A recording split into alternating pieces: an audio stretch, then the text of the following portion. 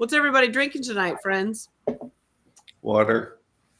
I have a beverage of red in the Christmas movies cup. Is that red wine? A red wine. Well. A mulled wine? No, I really wanted to make mulled wine because we decorated our tree today, and but we didn't have brandy, so you can't make mulled wine without that. So I'm very jealous that Kevin has his tree up. Now you have your tree up. Ours is not up, but it's gonna be up soon because someone is coming from the internet to buy both our couches. So then we get to buy our new couch, and then there's room for the Christmas tree. So you have an internet person coming. So listen, this is, you know how this is the last episode with Kristin. This is it. So when they murder me tomorrow, thanks so much for watching. Yeah. No, they came tonight because John was watching the Eagles game with two of his buddies. And I was like, if these people come to murder me, there's at least 3 dudes in a basement that are drunk watching the Eagles game to be witnesses. They give you 2 tickets for you and your friend to live out all of your Hallmark movie dreams in Christmas Land. Just a question. Would you do it? Consider those Maybe. 2 tickets. 2 tickets to paradise.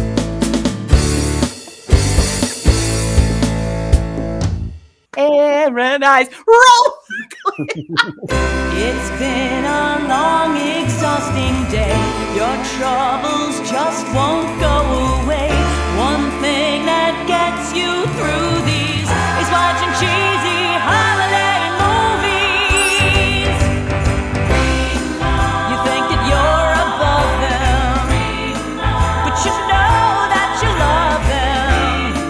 So get ready to listen. Now here comes Kevin and Kristin. Oh yeah.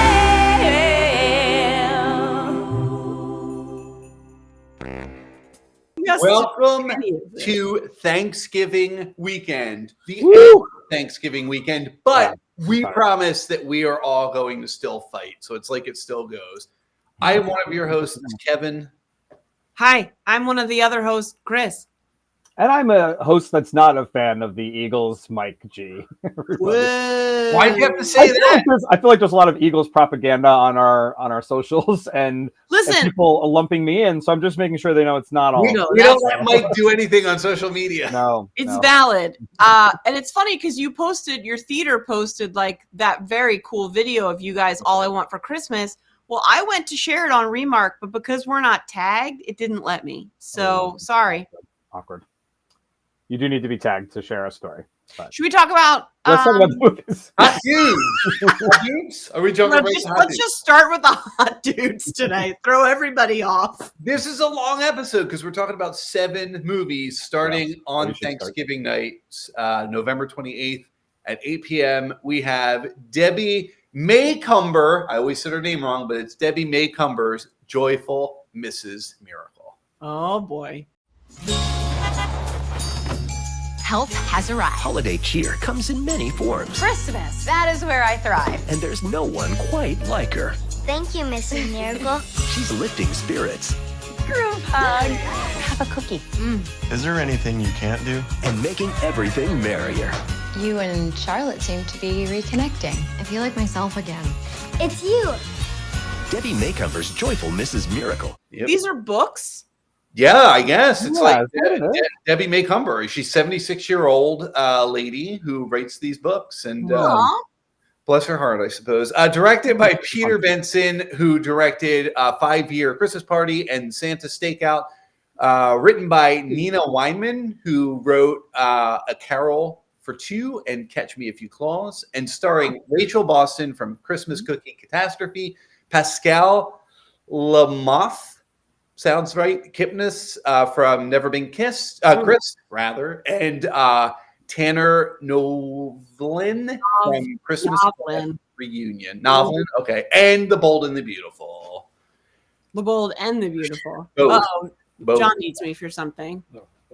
We're recording, but John, this is just in. John needs his liquor. Yes. Now we know what John's drinking, too. Tanner Tanner Novlin, also known. Do you have the Liberty Mutual commercials? Yes, Liberty Bibbity guy. Bibbity Bibbity. That's I was like, who is this guy? And I looked him up. He's the Liberty Bibbity guy. literally the entire movie. All I hear is Liberty Bibbity Bibbity Bibbity. He kind of had that vocal tone. He has that voice that seems like he's putting it on, but really he just sounds like that. Yeah. This movie was not my favorite. No.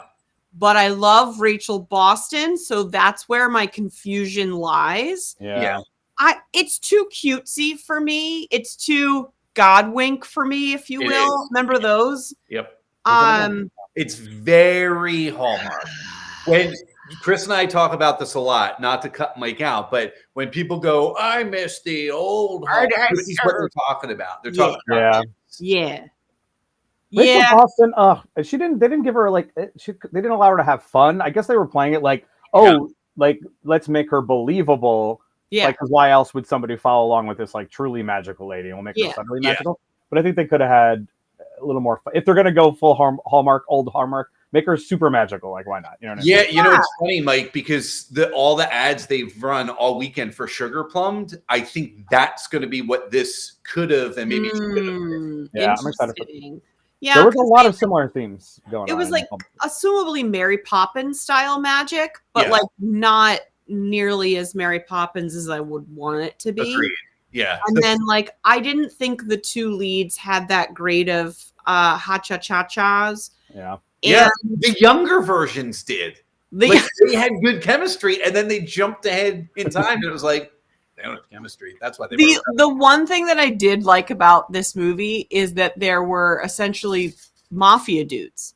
Like we didn't get enough of this mafia dude plot to make it something that I would continue. Grandpa was involved with some peoples, and then the youngest grandson. That could have easily turned into like Penguin season 2 or something. Yeah. Yes. They just labeled them from New Jersey. That's what they said. it's like, we know what that means. It's not. What was the tracksuit mafia in Hawkeye? Yeah. I wish it was them. He said he was like the best bricklayer. He was the best cement guy. You're the best cement guy out there. I'll take care of you. Oh my God. Ridiculous. But there were two things that I did.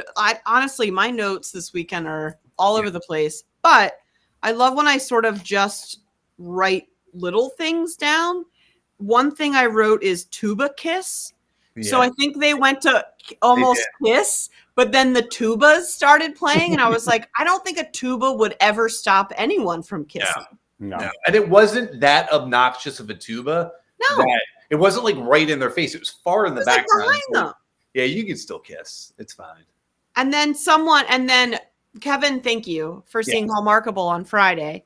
Knows that we end our show with saying, look, it's snowing. And there was that moment in this, like literally, and I was like, oh, there was a couple movies. A couple movies this weekend had a lot of look at snowing moments. Yeah, some of them even made fun of those moments while having those moments. That's how deep we got. I particularly liked that this movie, and we'll get to it, mirrors another movie. This one, both the mom and dad were dead from a plane crash. We will get to mom and dad being dead from a car accident coming up. So mom and dad don't travel together at Christmas time. Never. Take separate routes. Yep. This was fine. That's fine. Yeah. I think the like what Kevin was saying is like I don't know.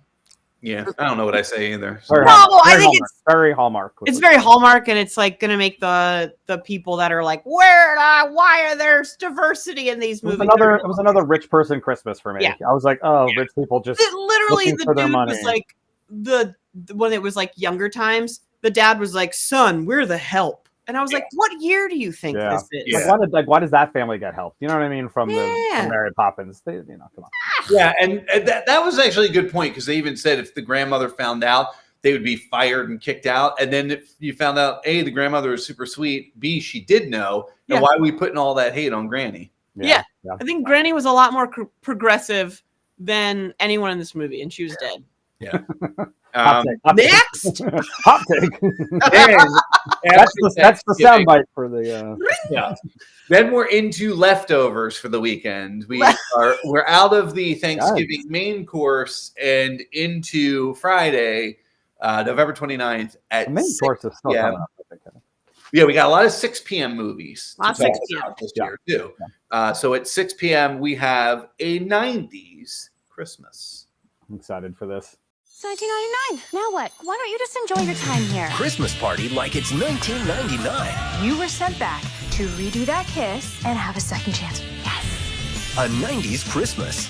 Directed by Marnie Bannock, who directed Everything Christmas, and written by Ryan Peckinpah, grandson of Sam Peckinpah. Just kidding. That is not spelled differently. But how cool would that be? How cool would that be? A lot of murder. Is that a sports person? Jesus, Kristin, unbelievable. No, it's not. Let's just. Is it? He's a very famous director, but very gruesome, exploitative director in the late 60s. Okay. Starring Eva Bourne from Bourne Identity, from When Calls the Heart, Chandler Massey from Mystic Christmas and Next Stop Christmas. So Chandler Massey very into doing the time travel. Yeah, he's a time traveler. And Kat Burrell from recently Shifting Gears and Everything Christmas. And Winona Earp. Oh. Yes. No, she's someone I would love to interview, but she wasn't there when I interviewed the Earper people. Okay. I have that's probably a big crush on her. Let's be honest. Yeah. She's real cute.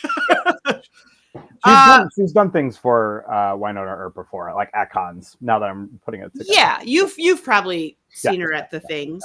Anywho, this movie, I think we have differing opinions. Yeah, this is a very Thanksgiving take. So I watched it yesterday. Yeah. I cried so much. Yeah. Like it was literal sobbing tears in like 3 different moments. And that's not the only movie that made me cry.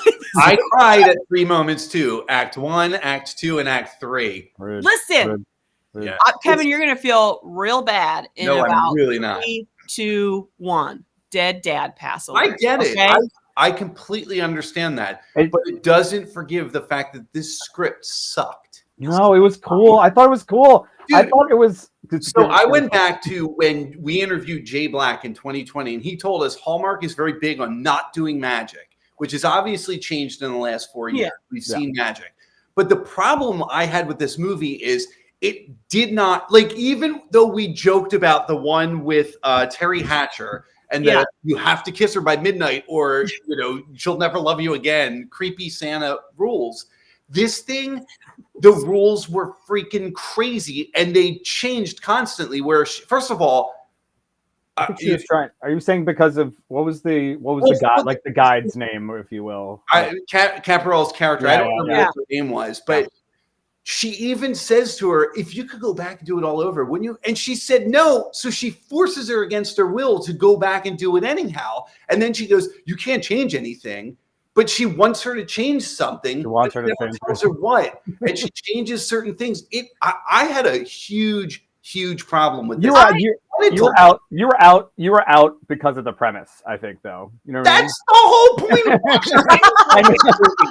I know, but I could see, like, it's the same reason why people don't like certain sci-fi things, because they're like, what? This world is weird. It doesn't make sense. Like, I thought the sci-fi of this was actually different. So, I will respect it. Like, when I was talking to my wife about this today, any time travel movie, when you set up what your time, the parameters can be different of what, it's not real, obviously. So if you set up what your parameters are, I'm fine with that. It's why I love the way Marvel did it. And they even use Back to the Future and say, this isn't Back to the Future time travel.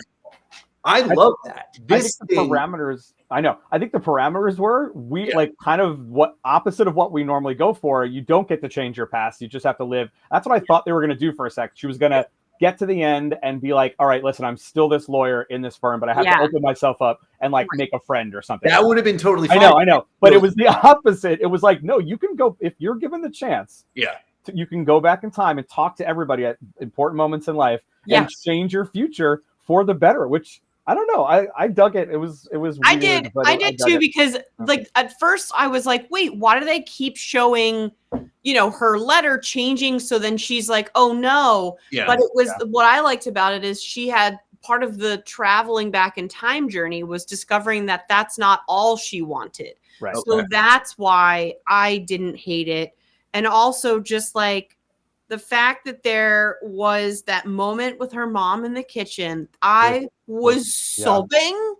Yeah. Because, and just the conversations, because if I had the opportunity of like me now to have conversations with my brother during that time, have conversations with my mom, I found that really, really moving because I was like, shit. It was super interesting because it was Adrian kept saying 13 going on 30, but it was like reverse. Yes. Right? In that movie, it's like, oh, it's a kid. And his name is his name's Maddie in this. So. Yeah, they must have been doing a little bit of a thing, right? But anyway, but in that movie, it's all about a kid learning how to be like a grown up. This was actual like time travel. Like if you had the opportunity to go back to a certain Christmas, you know what I mean?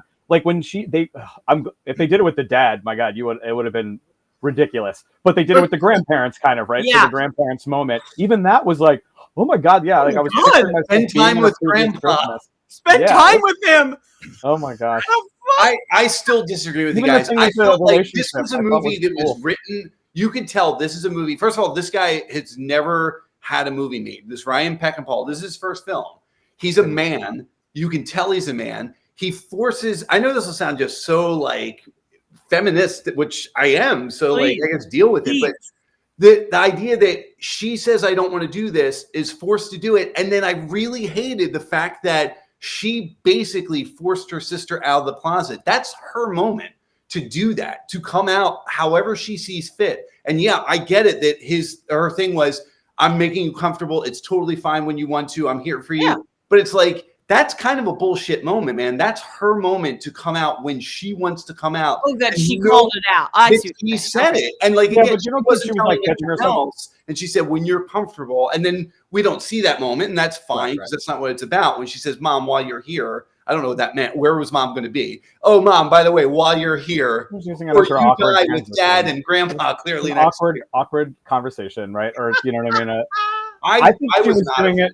Listen, I think it was forced, like pretty heavy at times, where I was like, "Oh, this is not fair that she's getting this opportunity to like go through all this," and and she's like laying it on thick, almost to the point where I'm like, people are going to be like, what's wrong with you in that time?" You know what I mean? Yeah. But I thought but I still liked it, and I thought what really brought it together was the friend that like believed in it. I thought that was such a smart move. That was cool to have like someone who believes in the sci-fi of it to like help her, and I think they could have used her a little bit more along the way. Yeah, agreed. Yeah, and she was a cool actress too. I thought it was. I get what your point is, Kevin. There were parts that were like schmarmy as heck, and I was like, ugh, like this is too much. And I knew they were what's it called when you like do something intentionally to grip people's emotions or like tug at your heart. Yeah, or whatever. You know, I know they were doing it to like really affect people, but I thought it was a cool new sci-fi thing. Sorry. Well, I don't know. But again, Adrian didn't like it. Adrian didn't like it. And you didn't like it, but I was like, I thought that was great. I love it. Might be my second favorite after. What? I gotta look at it. We have a long ways to go. So yeah, sorry. There you have it. Whoever's hat you like, Kristen doesn't have a hat, so you don't get to decide, I guess. Well, different opinions. It's Thanksgiving weekend. What are you going to do? But on the same night, Friday, November 29th at 8 p.m., we watched Deck the Walls. We are 10 days away from the Christmas reveal. Home renovations for the holidays. Chop, chop. Get a new look. We got a tree to buy. Deck the Walls. Directed by Danny Pellegrino, who also plays Sal DeMonte, which is awesome. Double hats on this one. Yeah. Written by Tracy Andreen, who wrote Holiday Crashers this year, and a little movie called 2 Tickets to Paradise. I've got 2 tickets to paradise.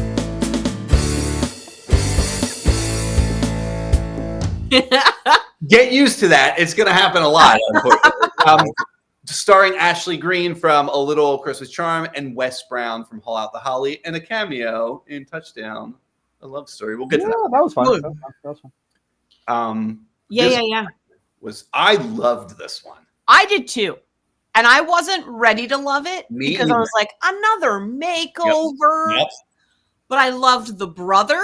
Yeah. I loved him and Wes Brown's character's friendship. Yep. And I thought the two of them, I kind of at first was like, oh, they hate each other. Great. Yes. But like, thankfully that didn't last Yeah. too long. And the fact that they had a past was nice. Yeah. Yes. I agree. Yeah. Oh my God. I love the aunt was you, Kristin. Like Thank that's your part. Yep. Oh, I Aunt appreciate Gigi is that. Kristin. Yeah, Yeah. Gigi was amazing. I agree with you. 5 montages, which usually I'm like, come on, man. But I freaking Yeah. if you're building stuff. It's I'm the in. A-team. Do a montage. Like I see Do a Babe montage. with Stalling. Yep. Just watch that guy that didn't want to sweep, not want to sweep, like over and over and over again. It was so I enjoyed it. I expected this one to be the one that we talk about that sits in the middle and you forget, and I really Right. ended up liking this. Well, I think also, oh, sorry. Go ahead, Mike. No, I think it came down to the actors in this one.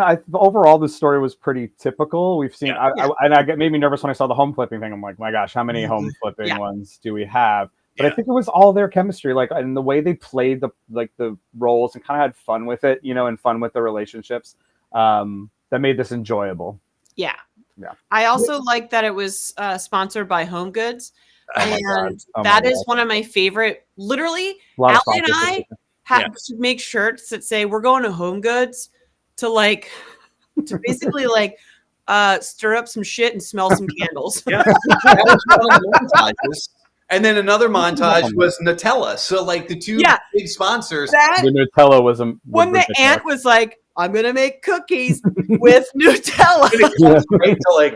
Oh, it was up in the camera. There was like music and like a lot of slathering. I also loved because like John's family plays that game with the person's name on. Oh my God, I loved it. It was modern. Yeah, it's so fun, and I love that there was a Die Hard that. reference in this, so that was great. When his said John McClane, which we all saw. Oh, also, didn't Aunt Gigi write them? They were in handwriting, and she was trying to figure out the name. She's like, it's like, you wrote them like a minute ago, Aunt Gigi. What the hell? She didn't write them. Some little PA, some PA kids.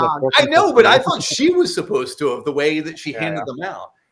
The John McClane, I said to Julie, what could you possibly say other than yippee-ki-yay? And Julie goes, but that's 2 words. And they were supposed to say one. And she goes, yippee-ki-yay. And we always keep subtitles on because we're both deaf.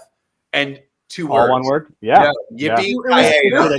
They cheated. There was some cheating going on in the game. But people were getting hints and things, which I hated. But yeah. Also, have you guys ever done a web search on WebFind? Yeah. That was. But that was, and she looked up Home Goods. So I was like, you got permission to use one, but not the other. Yeah, whenever they cut to their computer, there's some good Lacey Chabert coming up moments of like rattle, rattle, rattle. Like, where is the mountain? Yeah. That was one thing in the 90s movie, not to go back, that I did like, is when they looked something up on the internet and had to dial in, and that was fun.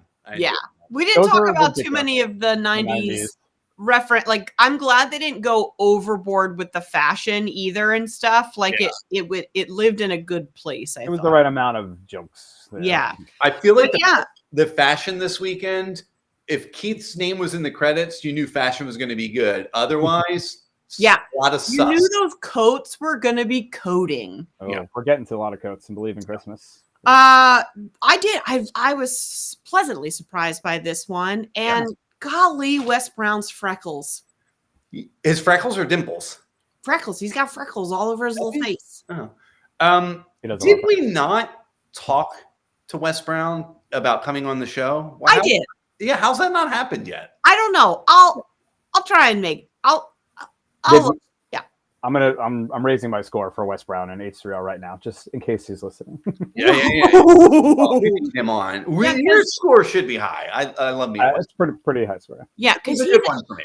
He was a really cool dude at Christmas Con. Super nice and not. I don't think any of these dudes are fake. I know. And we'll talk about that when we get to the end of the episode, just our fine friends and such. But speaking of fine, oh my God, speaking of horror films, which has nothing to do with Yes. what we were speaking So of, good. but it's about to. We watched Chris, remember what was the one we used to yell? Good morning, Christmas. Good morning, Christmas. It's got to have Christmas at the end. This one has the exclamation point, but it's believe in Christmas. And that's what it means. So Everyone in this town just really loves Christmas. Yeah, something like that. Book the ultimate romantic destination, Christmas Land, where all your holiday dreams come true. Believe in Christmas. directed by Kristin Wolf, who directed The Secret Gift of Christmas, written by Maggie Dowling, who wrote The Candy Cane Kiss, and Anne Marie Mayer. This is their first credit. And of course, Kristin Wolf, again, who also wrote The Secret Gift of Christmas, and starring Megan Ory from The Secret Gift of Christmas. There's a theme. And John Reardon from I'll Be Home for Christmas. Holy. Do you want to hear a fun fact? Yes. Those two are married. Oh, that's cool. Wait, Megan Ory and the main guy? Yeah. Oh, sorry, and John Reardon. Yeah. Cute, cute. That makes it even cuter. That's cute. This thing scared the crap out of me. This is bizarre. Was so disappointed. Yeah. That it was not something. No one got murdered. No one got kidnapped. No one died. Like, come on. Yeah. They lure people to a town called Christmasville. Christmas Land. And you hire actors to perform in the town. Yes. I wish they were real people. I wish they were real people, not even actors. Right. That had some sort of magical thing. Yeah. That maybe they murdered people, but I was like, wait, is she Mrs. Claus? And then I was like, wait, that means Santa died. Did Santa die? Is he Santa now? Like, I just kept going. Yeah, the mayor is Santa. And never really said Santa, just Chris Kringle. With a fake beard. The fake beard. But then in that one moment was like, I'm so sorry. I didn't mean to be eavesdropping, but the beard is real. That's great, ladies. What about me? And sir. Oh, and sir. And can we speak about sir, by the way? Because, it's I don't want to use the word whore on, but it felt like they were whoring out things in this weird land. So they bring in like dudes for the ladies that come in to fall in love with, I guess. I don't think they were going that far. No, because he was supposed to be in charge of the Grinches that came. Yeah. I guess the Grinch could have been a dude. But what about M? Like M came in and then she has Porter, who was also not part of the town's shenanigans. He was an engineer friend. Yeah, he wasn't part of it. He was an engineered friend, all right. But he was also 300 years old. He was old. Well, I looked him up. He's 50, which, I'm not going to sit here and say 50 is super old. It's almost I am, but I cannot find her age on the internet anymore. No, it didn't say. Good for her, girl. Yeah, but like, and she's only got the one name, and I love. You know what? I was like, she has a brand, and I'm not. I love it. But she looks to be about 30. Yeah. And again, okay, but it's like he looked old. He looked older than 50. So when it was this Creepville that we all kind of felt watching it, I thought, because they had already said how Beatrice was in a foster home, I thought, well, we didn't say this about Emily at this point anyhow. And I thought maybe she was also in the foster system and this is her birth father. That's what I thought. Until things started to get romantic. Romantic at first. It was just like this weird. Well, yeah. Oh my God, like it's this weird, because we even had in the opening scene where she's on the phone with like her business partner or someone, and there's the weird guy on the street who's like, snow globe? What, am I a snow globe? And I was like, they're in the snow globe. Like this whole thing. You invested too much in like, things that were this is what I do with these movies. This is why I don't like a lot of them. This was too simple. I think that was the problem. This was too simple. That was the problem, because we kept looking for like, what's the twist? And we obviously ridiculously extreme. Although I will stand up and applaud the day that like someone gets murdered in one of these movies. They're like, yeah, they took it there. It'll be so good. But even so, we saw somebody at least fall last year and almost die. There were so many vague things that could have led to this either a totally magical Christmas Town, right? Or totally like I don't know, something different, where they were like all trying to get this person, but it just didn't play out. Yeah. It was a weird one. It was bizarre. This was at this point, again, you know my feelings of the 90s Christmas. At this point, I was like, the 6 o'clock movies, Hallmark is just hiding stuff at 6 o'clock. Maybe. Yeah.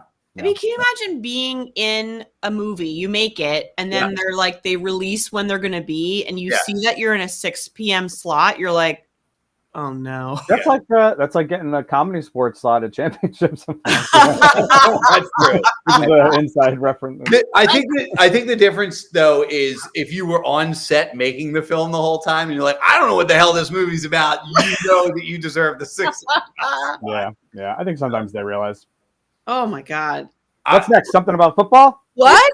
Yeah. Well, so for Believe in Christmas, I say go ahead and skip it. Yeah, skip it. Yeah, I'm sorry. But Saturday, the 8 o'clock hour, this is the prime time. We have Holiday Touchdown, a Chiefs love story.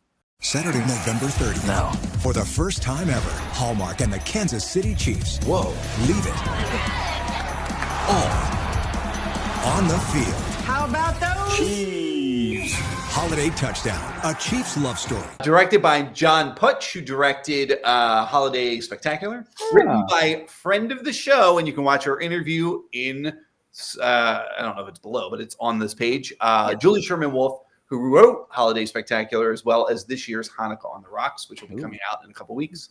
And starring Hunter King from Santa Summit, which is still in my top 3 of all time. Top 3 of all time. For any Hallmark movie. And let me see if I say this name right. He's new. Taylor.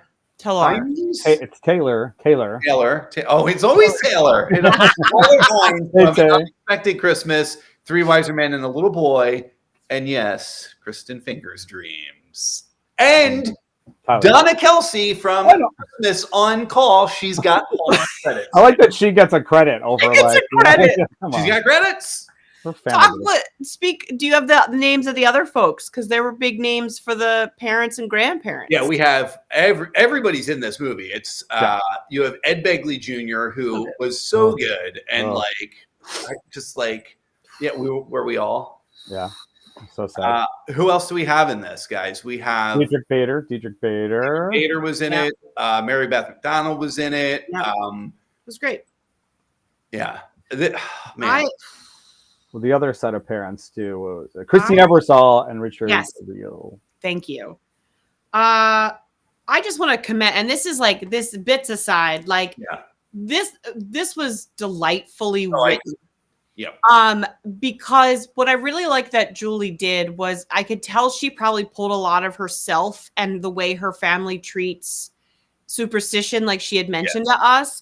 Of the like Niners, she's a big Niners, right? Yeah. And just that, like, I loved that they couldn't read the grandmom's recipe.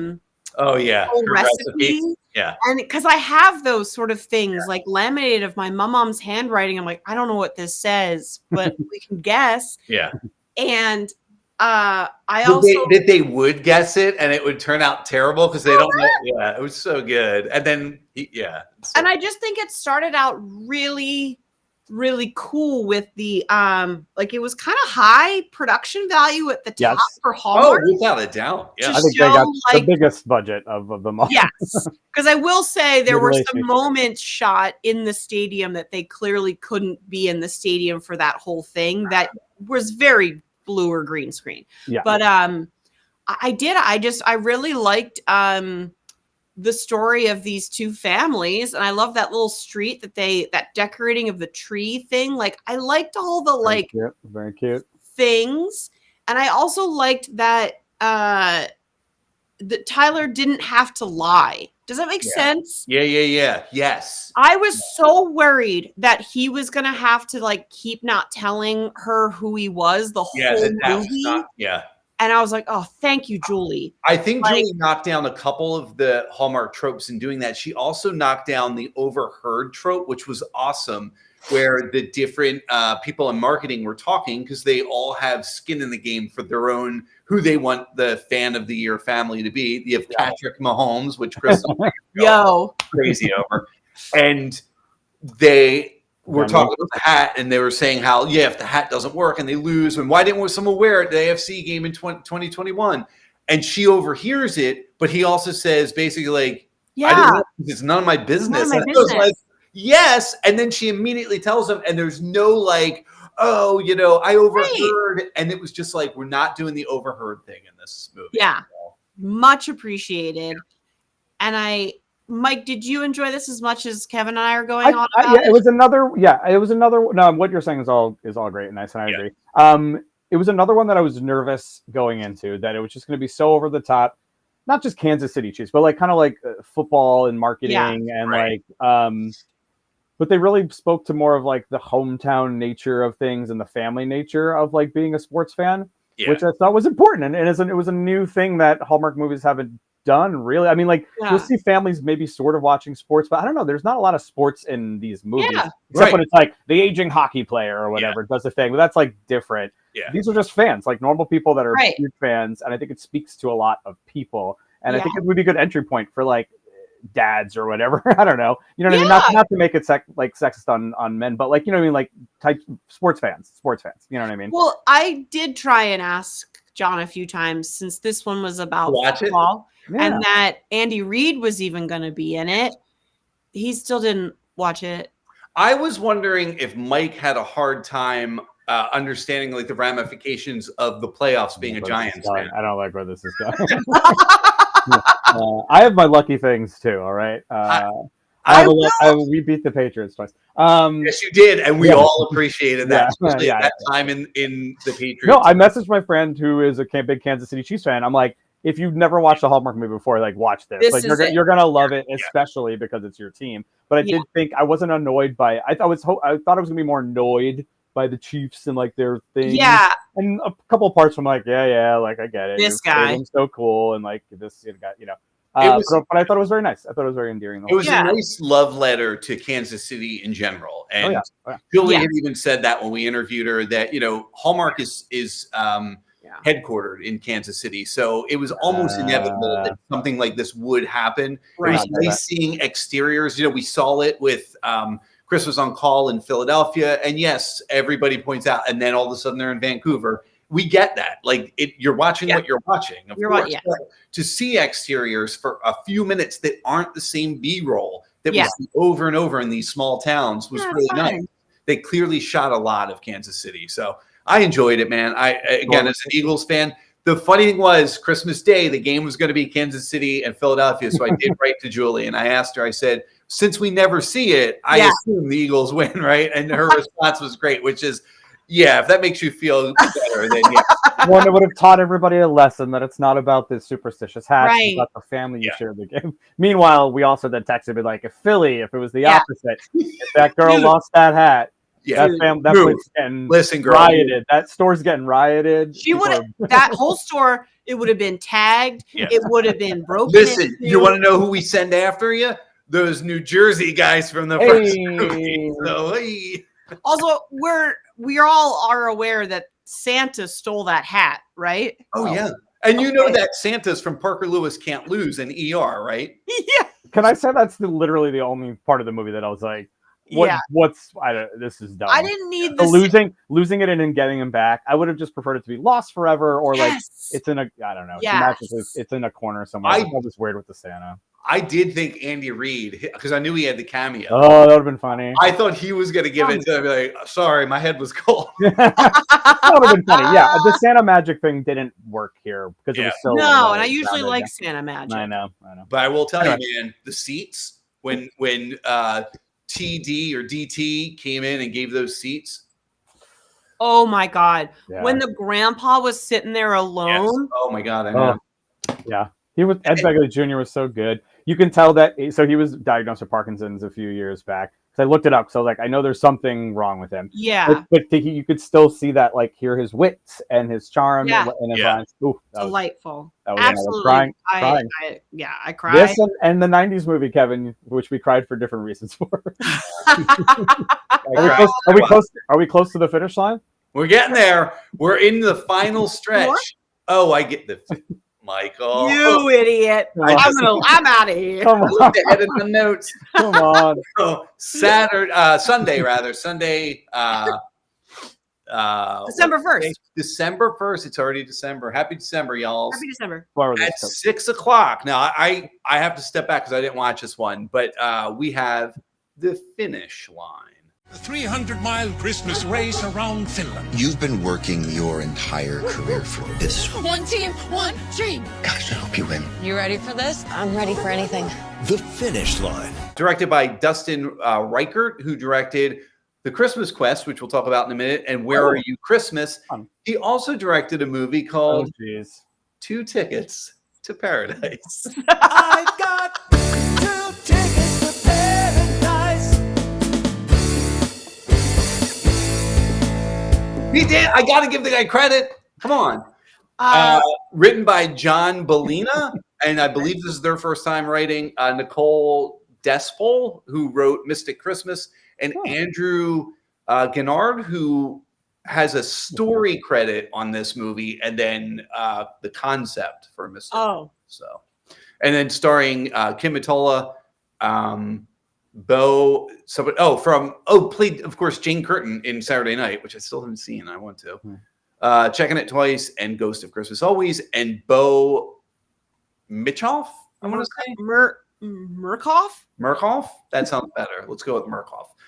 From Good Trouble and Narcos Mexico. And Chris, something else that you know him from, maybe? No, I just like the cut of his jib. You know him from Jib Cuttings. Who watched this one? I know this was the one. I didn't watch it either. Chris, did you watch it? It's just me? Yeah. Yeah. I'm not going to lie, folks. Put her on screen by herself. I don't. I started this 7 minutes late, and I must have missed the most exposition of exposition 7 minutes because I sat down. Hi, buds. I sat down and I was like, what is happening? Why are they racing? How are we this far into the movie? Because they were already doing one of the dog races. And I was like, wait, what? Wait, she already lost? Wait. That's a good improv scene. They started in the middle of the action. They started in the middle of the action. They said all the character. But here there were like 6 trails of this thing going through Finland or wherever they were. Is that Finnish? Yeah. Finland? Correct. Anyway, the only thing that I care about is later when we talk about this dude in H3O. All right. This wasn't my favorite. Okay. Very cute dogs. But there was like a very annoying dude, and I was like, and then like, it was like the arch nemesis, but he was like older because her dad was like a dog racer. Anyway, no. Least favorite of the weekend? No, believe it or not. I just don't have like extreme notes to give. Yeah. Because I will say this: did y'all watch Superstore? The TV show? I've seen some. The ditzy girl from Superstore was in this as her best friend and stole the show. She was wonderful. And there was this quirky cousin that the two of them got together. Loved it. Okay. I usually really like this. Like they do a lot of the foreign one, like the in another country ones. On Sunday night. I usually really like them. So I was sad to miss this one because we had another one that was not really. It was set in a different country. Yeah. It wasn't really. This is how Finland I say works. give it a shot, but like don't miss the first 7 minutes, Mike, because you'll miss the whole. All right, done.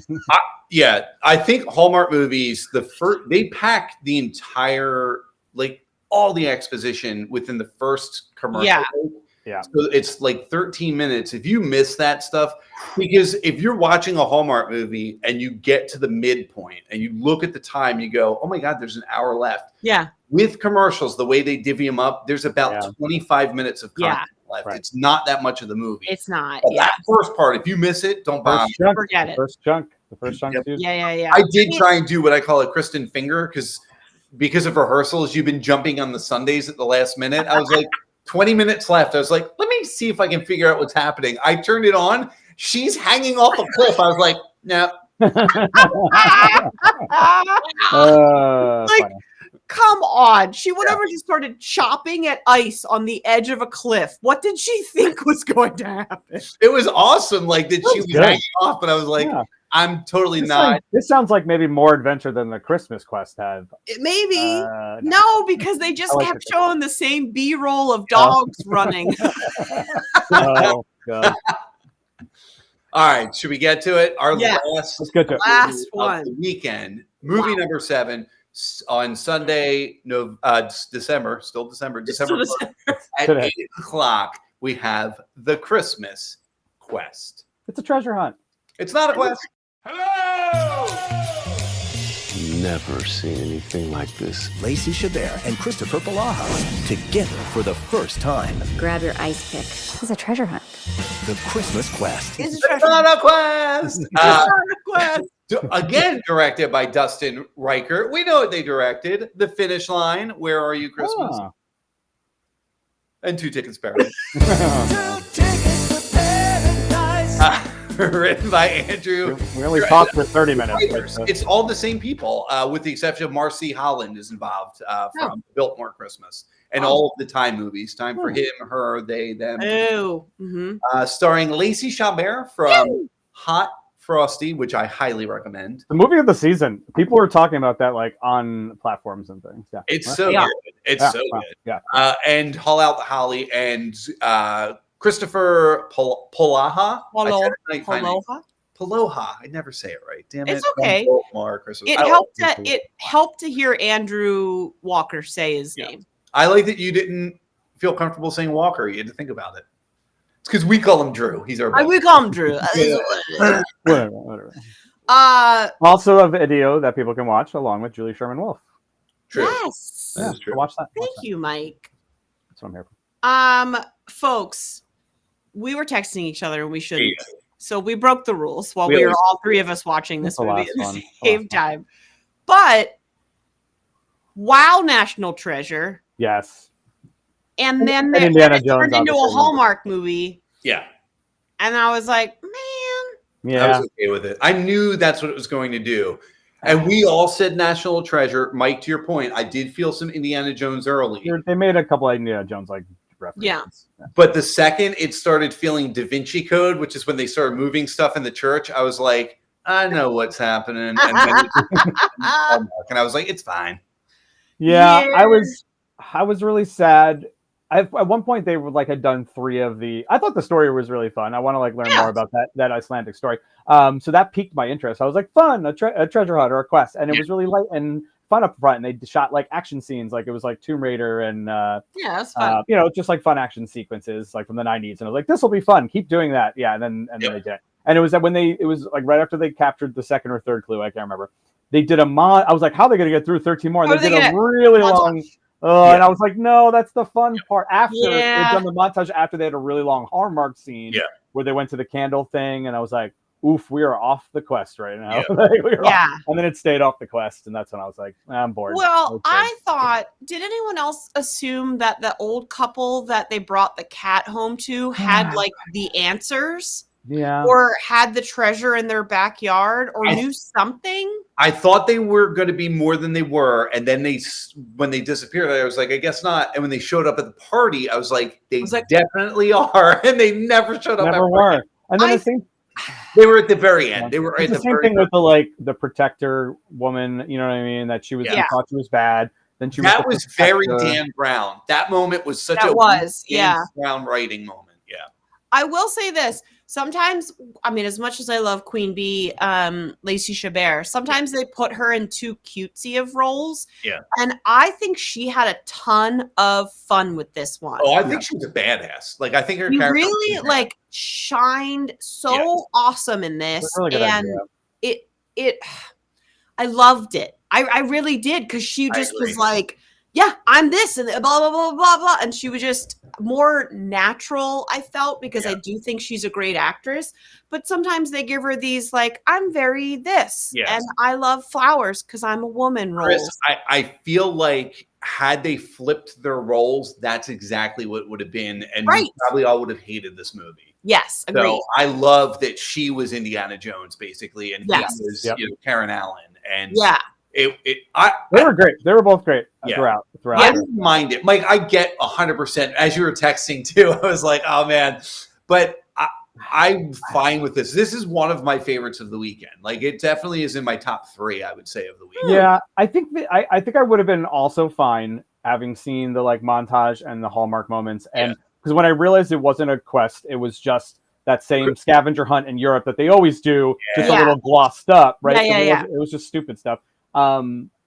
The final treasure, just I know they could have put a glittering room of whatever they wanted and said, oh, the mom left it because she realized it was meant to be in the land or something, but still have it be a like even they were disappointed. Like the two characters in the moment were like, WTF? Like I guess I get my mom's compass back. I thought that really like sunk it fast for me.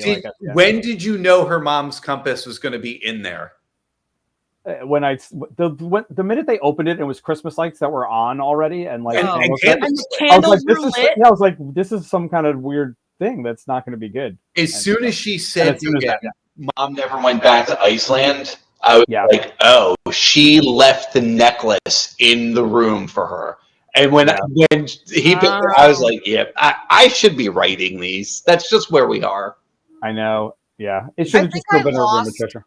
I lost like hope that it would be something dope at the end. Yeah. You know what I mean? Yeah, okay. So you were like, oh, that's what I expected. Something. Yeah. Like I really wanted like them to still have like an adventure where they had to like swing into something. Yeah. Get to where it was. And then it could be the dumb stuff that it was, right? Yeah. But they still had this adventure together. But no, they just went right back to where they started and just went down where they'd already, I don't know. Christmas Charade had more adventure than this. Yeah, I like Christmas Charade better than this. Yeah. But don't worry about it, folks. Because we watched 7 movies, that means we need another 7 hour. hot dudes. Da-da-da-da-da.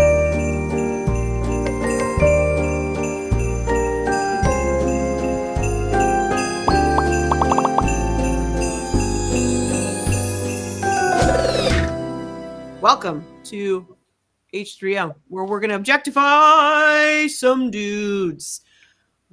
0 out of 10, 10 being Tyler Hines, 0 being still that dad from Christmas with the Sings. Yeah. All right. So, Poor guy. Here's our first dude. Yeah. This is the Liberty Bibbity Boobity dude. And I don't think we need to spend too much time on, I'm not going to lie, most of these dudes. Yeah. All right. Because none of them, there's only 3.5 that jingled my bells. Yeah. Maybe 4. Wow. Not even the full xylophone reference this week yet. Nah, I just had a couple of little tiny bells. It's like those ones that Kristin does in New Girl.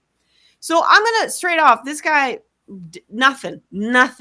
However, charming. He was never mean. Yeah. Whatever. So I give him a 5. I think you're nicer than me. I wanted more from him. The fact that his dad basically bullied him into the Navy and then he never really did anything with it. Like that was so the only thing you knew he was ever in the Navy is he uses military time to tell time. That's it. 4. That's a 4. 4, yeah. Yeah. 400. I'm trying to see what my low score is so I can stay on track here a little bit. Lowest score I gave was a 5.2 for Jordan Fisher. Poor Jordan. Oh Fisher. Yeah. He didn't. The siblings did a better job of like facilitating themselves, and he had key moments in this, but like just didn't. So he was a little fuddy-duddy. I was sort of like, I guess you left him probably for the right reasons. So I'm gonna give him the lowest one. I'm gonna go 5.1 under. Nice. Fisher. Okay. Nice. Sorry about you, Liberty Bibbity. Yeah, the Liberty Bibbities will live forever. This man was in, listen, I don't remember what order movies we watched these because I watched 90s. Them all over the place. This was the 90s? Yeah. Yeah. The thing that I'll say is I'm giving him a little bit higher of a score because if that was my next door neighbor in high school and he was that kind, that nice, he came over and washed dishes after we had dinner and then just like was always kind and always he's like losing half a point because he was becoming a little whiny when he was like, what are you going to do about college? Yeah, good point. Thank you for saying that. Yep. So I'm giving this dude a 7. Okay. Woo, nice. Because he probably would have gotten a 7.5, but he was like, it's like, dude, shut up. So I was going to give him a 7. It's so because I did not like this movie. I liked him and I liked her. Yeah. I didn't like the ghost. She annoyed me so much. Not Cat Burrow, I like her a lot, but I mean, like the concept of that character, I was just like, please stop. But I liked this guy a lot. Like when she like crawled in the booth and kissed him, and then was like, I just thought it'd be a funny joke. I was like, this guy's really cool, and I'd be like, hey, like, yeah, let's. And also, I'd be like, he was just like, okay, that's fine. Very Jimmy Kimmel. But I agree with you, Chris. Like his whole like. When are you going to decide where you want to go? I mean, you can't run away from your dead dad. Like it was like you lose. I was like, bro, 6'5". Yeah, that's fine. Yeah, I liked this movie a lot more than you did, Kevin. I agree. This guy just like was so nice, and and she literally said the words, "Why did I ever leave you?" And I think that was we were all like, my God. And then again, I kept going back to that. If you could do that, if you could really do that, that's why I thought this movie was really good. I'm gonna go kind of like high mid for me, 7.1. I'm gonna give him 7.1. Nice. You love your point ones, man. Point ones. I know. Next up, we've got this hottie boom body. Look at those freckles. Come on. I like the smirk. I like the smirk, and I also bells jingling. Bells. They were because listen. Anyone that can like repair and fix things, ling-a-ling-a-ling-a-ling, because it's just a skill that I appreciate. And like he was always cute doing it, like you know what I mean? Yeah. And I liked that he how do I say this? Like was never complicated. Yeah. Like he wasn't like a dude that had a lot of baggage himself, and I loved their conversation in the car about each of their own baggage. So then we got that out of the way. Yeah. And so some of my bells were jingling, so I'm gonna give them a 7.7. My bells jangled a lot more, apparently. He doesn't like bullies. We get that very early on. You know, his lady friend really respects the fact that he always stuck up for her little brother. Yeah, that was good. It was great. And I do want to talk about Sal just briefly because I didn't get to before. One of my favorite characters of the entire weekend, but also probably the worst gay character in that he doesn't have self-awareness of how terrible a singer he is. And he also has no gaydar because we all knew that other character was gay. He didn't. And the moment that dude walked in, I'm like, gay! Maybe he was being like playing coy at that point. I don't think he was. All right. He was great. Sal was great. That said, when Wes turned around because he was shaving in the Jack and Jill bathroom and he had just the shaving cream goatee, I was like, this guy, my bells were jingling. I go 8-1 on this one. Yeah. Listen, you bumped mine up to an 8. No, that was whoa, wow, yeah. I'm gonna stay high. I'm not gonna go higher than any of the boys from Three Wiser Men and a Baby. So just yet. So I'm gonna go high with the 7.8. But you're right that he did that on purpose. He knew she was in that other bathroom, and so he was sexy time all the way right there. And I also love how the bully moment, but that tied into his whole thing of like, that was me in the past. Like, get over the past. Yeah. I was a football player. We made dumb things, which I think is so smart in like modern relationships. Yeah. I thought they had a nice modern take on it. You know. Yeah. Wes, we love you. Come on the show. Yep. He was super cute on the red carpet with Benjamin Ayres too. Yes. Oh yeah. They were like all of them were having too much fun, and I ate it up. Do we need to add any points in for his cameo in Holiday Touchdown? Oh, maybe. 0.1 to all of Yeah, us. yeah. Let's all add I'll 0.1. go 7.9. I'll go 7.9. It was funny. He was funny in the scene. He could have He just been was. whatever, but he had like a funny little. We're at the concession. We're making drinks. Yeah. I was the bartender. Next up is this guy, and I'll tell you something. Okay. It was making me lose my brain because I was like, I know this guy. Why do I know this guy? Yeah. Guys, he was in Supernatural. Of course I do. Like everyone that like I'm like, who is this guy? They've always been in Supernatural at some point. So because he's Canadian. Yeah. Yeah. If he was a murderer, he would get higher points. Yeah. Dude, you gotta commit. Okay, but no. So I'm gonna give him a 4.4. Man, I'm gonna go right down the middle with a 5 on this because I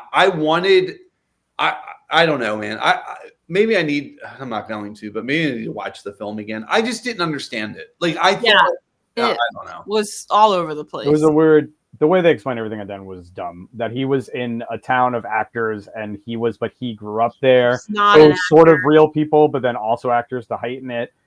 If he was James McAvoy in whatever that creepy movie was that came out recently, like that would have been so. He would have been a 10.1. He would have beat Tyler Hines. No. Yeah. Wow. Yeah. Because look at him, he's cute. He lures you in with his cuteness. He does. Because the character was just annoying and I didn't like it. I'm gonna go the lowest. Where am I at? 5. Yeah, 4. Can I go 4.9? 4.9. There you go. Yeah. Gird your loins. Oh, geez. That loin's girded. Why did I even waste so much time with the whoa? We're going whoa. What do we have? We have bells jingling in the picture.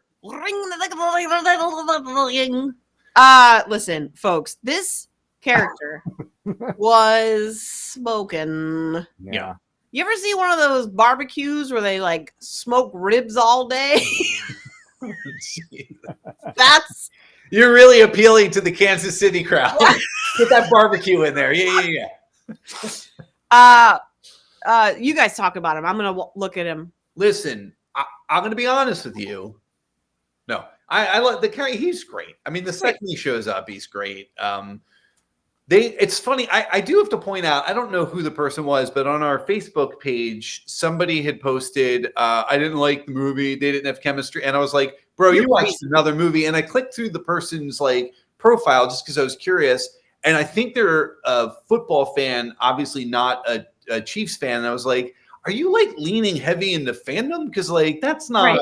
I mean, clearly, that's what you're supposed to do. As we have changed colors to all Eagles here. I mean, if it was truly Eagle, right, or if it was like a Yankees movie, like I think I would have been a little bit like more about it. I don't know. I don't know if I don't have any like real rivalry with the Kansas. All right, in fairness, I will give you that. Yeah. So maybe this guy is like who's their arch rival these days? I don't even know. Pretty much everyone. Ravens or something like that. I don't know.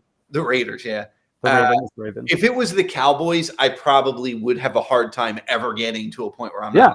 You would have saw Jerry Jones on the field. Yeah, you're right. Okay. Yeah. That's fair.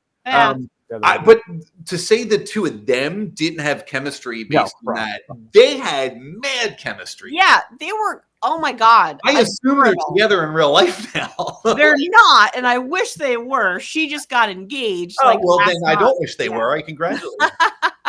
They were hot to trot right from the beginning. Yeah. Very the only misstep the character made, which was deliberate, was when he, after everything and the hat's missing, he referred to it as a silly little hat. Yeah, and she got like, "Whoa, is that how you feel?" And then he stormed off, and I was like, "Bro, don't storm off. Don't storm off." That's what the script says. But again, this is the character, not our friend Tyler. So I am gonna not go perfect 10 on this. I'm sorry, Kristin. We're gonna go 9.9.5. Wow, controversial. Don't worry, Chris. I got you. This because we gave him a 10 last week, right? Yeah, for the edgier guy that we think has some maybe issues along the way. Yeah. This guy was just he smiled so nice the entire time. His little shave at his eyebrow was perfect. Like it perfectly accented his little His corners, little, like, the corners of his eyes, little squinty corners of his eyes. His beard was on point. I like that he didn't have something in his mouth. He got close. He had the candy canes. He had all those candy canes. And I'm like, if this one time at his desk, he had one. If he took it out, if he had put it in, I would have knocked him down. I have to give Chris a score from last week for this week because last week I gave him a 10. So this week he's getting 10 gazillion. Yeah, gazillion. You guys keep breaking the scale. No, but he has to be better than last week because gazillion. Listen. He wore sweaters. He wore pants. He had a beard. He had a face. I didn't notice. Did we have a crisp white? No. Oh man. But if you can pull off one of these shiny jackets. Didn't he have one at the benefit? I feel like he wore a crisp shirt at the benefit thing that they went to. Yeah, open. Yeah. Text Keith costume and ask. Yeah. Because remember I asked Keith, I did ask Keith in a text message to like just make sure that Tyler was at least wearing a crisp white shirt. From here I'll watch it again so I can thank Keith. Yeah. What's the scale that we use? 1 to 10. 1 to 10. This is 10. Perfect. 0.10 gigawatt gajillion billion trillion galaxies. Is this because we already had a crappy time travel movie this weekend? You had to go gigawatts on this. Yeah. My gigawatts were jigging. That might have been the best sci-fi I've seen in a long time. A 90s Christmas. How dare you? Tyler, thank you for your existence. We really appreciate you. This Go Birds is the best, man. Does you like it? Oh yeah. Thank you. I got some hate on our Instagram. Like somebody just put like an eye roll. And I was like, Go Birds. Yeah. All right. Next up, I don't want to shock anyone, but I like the Yeah, how do we do this? We didn't watch it. Oh man. I usually NA on these. Right. Is that wait? Let me ask you this context question. Is that a picture of him? That's from a different thing with the same actor. Okay. But so I'm giving that picture a 10. I have to listen. Just look at this guy for a second because my cat is eating something in the sink, and I don't know what it is. Mike, who do you think he's calling? I don't know. That looks like he's on not Gossip Girl. What was that other the newer version of that? Euphoria. He's like on Pretty Little Liars. Oh, Euphoria. Yeah. He's like kind of like Pretty Little Liars. Euphoria. This looks like a clip from Euphoria where he's flirting with Zendaya. I think he's ordering a pizza, but looking at his body, he's not ordering a pizza. No, folks, he was shirtless in this movie. So they have to what? In Finland? Yeah. Okay. Because they do this like it's like almost like a cutout fisherman's hole, but they hop into it to do like the 1 minute plunge or whatever, and then they go and like sit in a sauna and damn. Yeah, ding-a-ling. The thing is, ding-a-ling, but here's the thing. He doesn't have like a six-pack. Like he does, but he doesn't. I don't know. He was like sitting and I liked his little I liked it a lot. Anyway, this dude was also very cute the whole movie. Look at the way he's standing in this parka. Yeah. Like I was shocked by this dude, but then also when I like looked closely in his face, I was like, I don't know if I love his face. So I'm like confused. This is a good one. This is a good one. This one's real. This might be the realest intro we've had from you. Like you're trying to figure out if you love this guy. Like I can't figure it out. I think I like his face, but I was like, do I like his face all the time? I don't know. So what's your score? My score is gonna be because he's new, a 7. Okay. Wow. Oh my god. You thought it was going to be higher. It was going to be an 8. I thought it could be in the 8. I can't. Now the other cat's in the sink. What is in the sink? Next up, we've got Polo Ha Ha Ha. Yep. There is so much swagger in this dude. Yeah. And there was something really fun about the height difference because Lacey had to be in boots the whole movie, that she couldn't be in the high heels that she's usually in, like 5 million inch heels. So I loved their height difference, which I just really liked because she was still in charge. Yeah. And Anyway, I like that they put his hair like this. It was always up, and he looks good in a hat. He has this voice that's like, I thought he was putting it on in like bit more last year, but that's just who he is. Kind of looks like Bill Paxton a little bit and sounds like him. He's got that kind of, yeah. And I also like that this guy, like, obviously their marriage was hard because she always wanted to be whatever. But I loved the sentence where he said, I shouldn't have tried to make you stop doing what you love. I should have asked to be more of a part of what you love. Yes. And I was like, ding dong. So this guy gets an 8.5. Nice. Yeah. Paloha, right? Paloha. I think it's Paloha. Yeah, he was good. I really, really, really want them to make another one of these and like get adventure and do adventure. Like be a little more adventure. They're already in love. We don't need you can have one Hallmark scene because I really liked him too. It wasn't my favorite movie of the weekend, but he's getting my highest score of the weekend. Ooh. I'm going into the 9s on my first, besides my Tyler Hines 10, he's getting my highest 9.1. I'm going to put the point. Ooh, 1. I got to double check. What did I give Wes? I gave Wes a 9.1, right? Yes. So I don't want to double up 9. My Wes was 8.9, right? We bumped him up because he had 2 parts or whatever. Yeah. Oh, I gave him an 8. Yeah. Well, I dug him. I will say when he put on his tuxedo, I wasn't in love with like the low cut of the. Chris, you're more of the fashion. Kevin didn't like his tuxedo. It looked like he looked like a butler, and if this was Butlers in Love, yes. Hey now. So yeah, I love Butlers in Love. Make it part 2. No, it's a cut of a jacket. I hear what you're saying. Yeah, I wasn't in love with that, and again, that's not on him, but it is on the character, so it will bring some points down. I'm gonna take it to. I'm gonna keep him with Wes. He's gonna go 8.2 as well. Yeah. All right. That makes sense. They were pretty equal. I went a little high on this guy, but. And those were 7 hot dudes. Chris. Whoa. That's only 6 hot dudes. Wait, 7 plus 6. Anyone was wondering what was underneath that parka. Yeah, nice. Thank you for coming to H3O. Wow.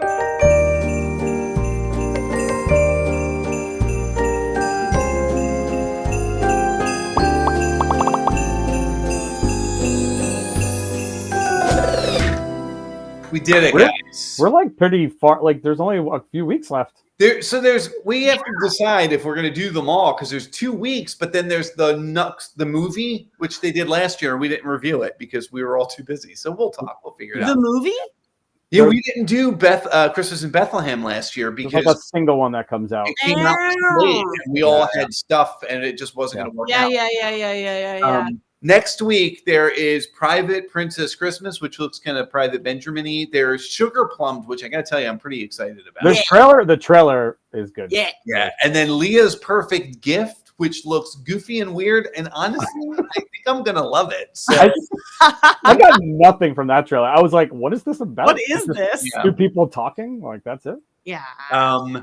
Sugar Plum looks good. If you have thoughts and things you'd like to tell us, you can write to us at remarktheshow@gmail.com. You can also follow us on Instagram and Facebook at Remark the Show. Yeah. If you haven't already, like and subscribe this page. That way you just always get the notifications on Monday when we have a new episode out. And when Christmas ends, who knows what we'll do? We may do more stuff and you don't want to miss out. So you don't want to miss out. You'll know. Guys, like, no, I'm not gonna do it. Yeah, Mike's got too much going on. What's happening in your lives, Kristin? Figure I saw you in Hallmarkable. Yeah, you sell Hallmarkable. That's it. What'd you think of it? I loved it.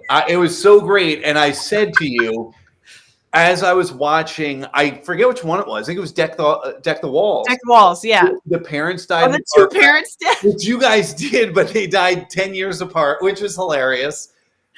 On the same slippery road. From a dancer. I mean, I was going to say I don't want to spoil it, but you'll never see it again. It's an improv. Yeah. An improv? What am I, like 90? It's an improv. An improv. Are you doing an improv? Mm-hmm. It was so good. Highly recommend. Go see Hallmarkable. It is a great, fun time. What else are you doing, Chris? Spring Awakening. Just a light show about kids. It's not a light show. It's not that light. It's at CTC, and we open on December 13th, and I Nice. believe there are 7 performances. Ooh. Mike, what you got going on in your world? I own a theater down in Dumbo called The Rat. We have a lot of holiday programming, a lot of cool things from different producers, but we specifically in-house are doing our drunk text presentation of A Christmas Carol, December 20th and 21st, Friday and Saturday. And I think we're going to do one in Queens on Monday, too. So, What part of Queens? Astoria. Yeah, baby! Yeah. Oh, that's cool. I'm going to try and get there. I already got tickets. I already got what? Cute. Yep. I just recorded, so this will definitely happen. My daughter and I recorded finally our Christmas story Perfect 10 podcast episode, so that should be out about the same time this episode is out. So nice. Check it out. Guys. Oh, wait a minute. Another promotion. Look at my skin today. Oh. But wait until all of my Skin Mason products arrive from Andrew Walker's company, because I'm going to look better. Nice. I'm glad it's Andrew Walker's company. I thought you were just promoting some random skincare. No, it's his. Chris has her own deals. Yeah, I was like, cool, I guess we're doing that now on the show. You sign up and then tell a friend, and then they'll tell a friend. We're just a pyramid scheme. I don't want any. No, it's Andrew Walker's company, and I'm excited for it to arrive. Should be here Tuesday. Oh, very cool. Yeah, check out our interviews with both Andrew Walker and Julie Sherman-Wolf. They're both so great, and they've always been so great to us. So I think there's some fun insight into both of their processes and just how they are as human beings, which is awesome. For both of them. Yeah. Best. Golly. Oh, we did it. We did it with so much. There's a lot of movies. There's a lot of movies, but I'm going to go to bed. Yeah. Bye. You guys are great. You know what's not great? 90s Christmas.